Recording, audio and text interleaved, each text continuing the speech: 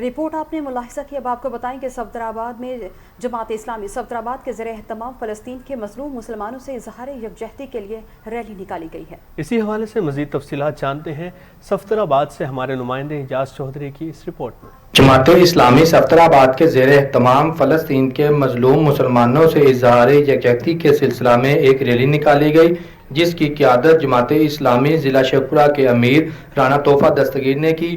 اس کے علاوہ ریلی میں پاکستان پیپلز پارٹی کے سینئر رہنما سردار انعام الحق ڈوگر نے بھی خصوصی شرکت کی۔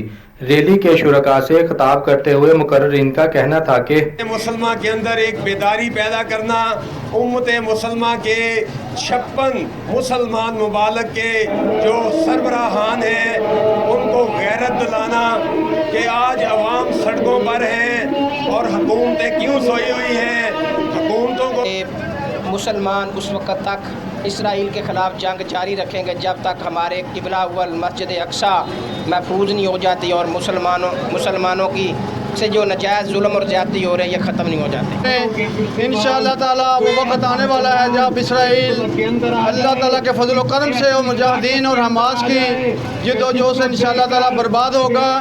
اللہ کے نبی کی بھی بشارتیں ہیں کہ ایک وقت آنے والا ہے کہ جب پوری دنیا کے یہودی ایک جگہ اکٹھے ہوں گے اور اس وقت ہی ان کی بربادی کا وہ جو ہے آغاز ہو چکا۔ ریلی میں علاقہ بھر سے عوام کی کثیر تعداد نے شرکت کی۔ ریلی کینال پارک سے شروع ہو کر مین بازار میں اختتام پذیر ہوئی۔